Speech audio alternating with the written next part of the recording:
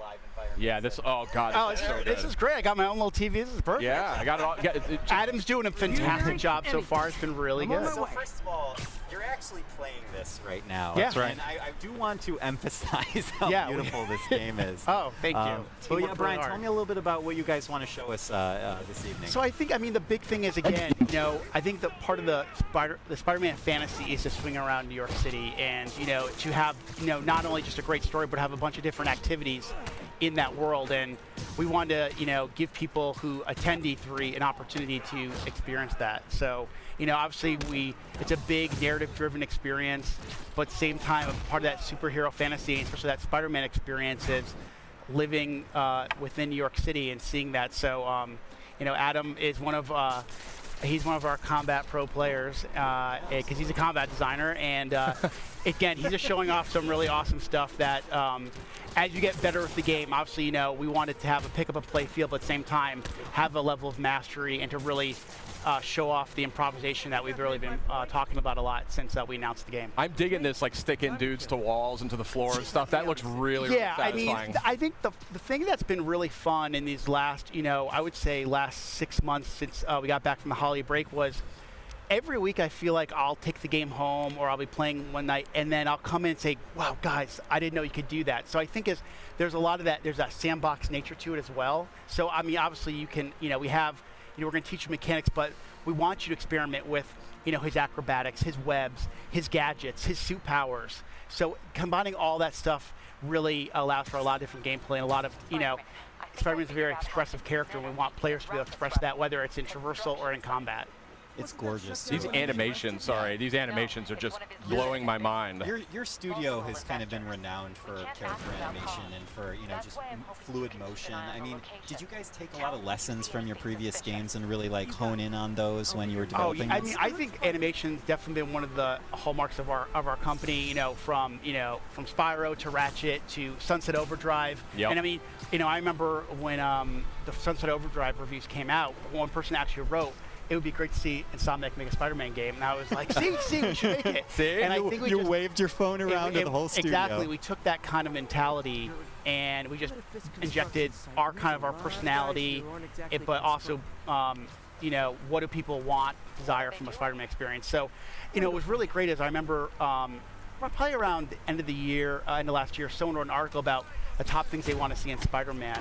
And they said they want to feel like an Insomniac game. So I think that's the thing we've been really layering on in this last year is to have that, it feels like an Insomniac game as much as it does a Spider-Man game. And I love this traversal, I mean, just the fluidity of just moving over great distances very quickly. It looks like a lot of fun just moving around, and that's when you know you've got a great game. Okay, so so you know how I kind of said like experimenting, but like sometimes, you know, I mean, game development, we're in meetings a lot, and then sometimes you just need to like take a break.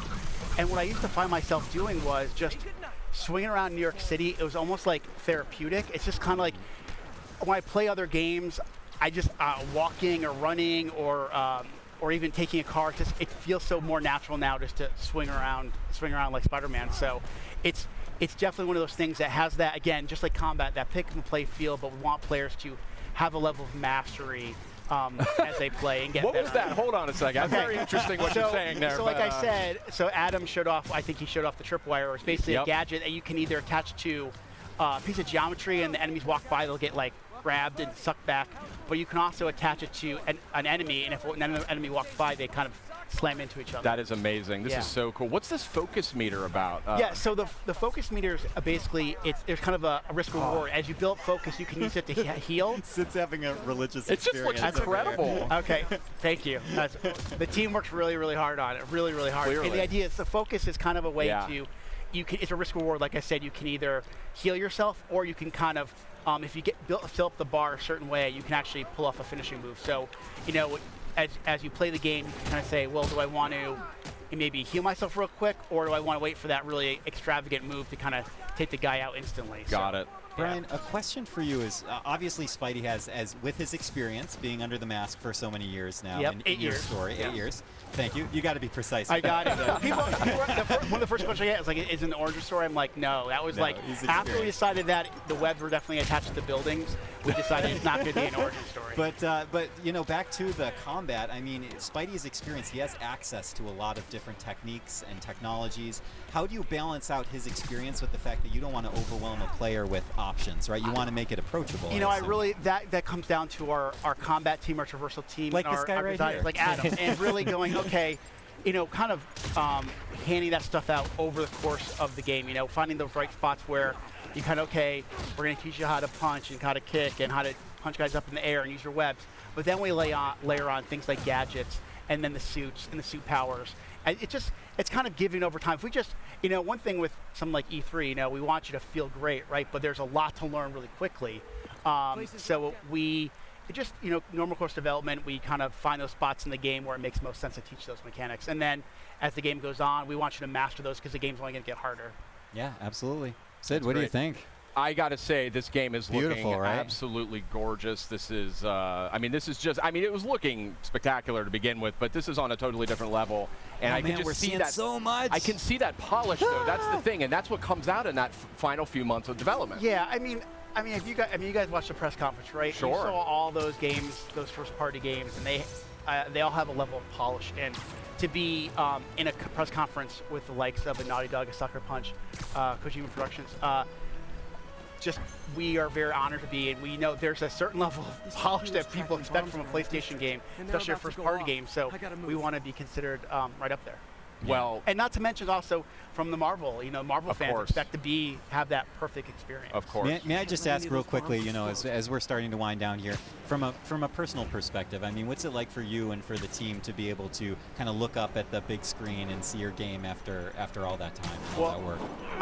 I'm known as a crier, so it takes a lot for me not to get choked up. Like right now, they're playing the theme song to the game in the background as we're sitting here, and I mean, this is an amazing industry, and to be part of it is one thing, but to work on something you truly love is something that when you were a little kid thinking, oh my God, could I ever work on a Spider-Man game, let alone be in video games, is just absolutely surreal. I use that word a lot when I describe working on this game, and to work with a group like Sony and work with Marvel, and that feeling is felt by so many Insomniacs. So we couldn't be prouder, and the support we've gotten across the board, not only from Sony, Marvel, but also the fans, has been spectacular. Nice work with Brian, the bombs, but it just looks incredible. I mean, there's no other word for it. And You're flabbergasted. I really am. It's stunning. I mean, just look at that. How can you not be blown away by that? But we do have a limited amount of time here. Brian, you're an industry veteran. You've been in the industry for a long time. I know this is a lifelong dream for you working on this game. And I want to thank you and Insomniac for making it. Thank you for having us. And for coming by as well. Spider-Man was so awesome that it broke my mic, and I have to use the stick mic now. I thought you just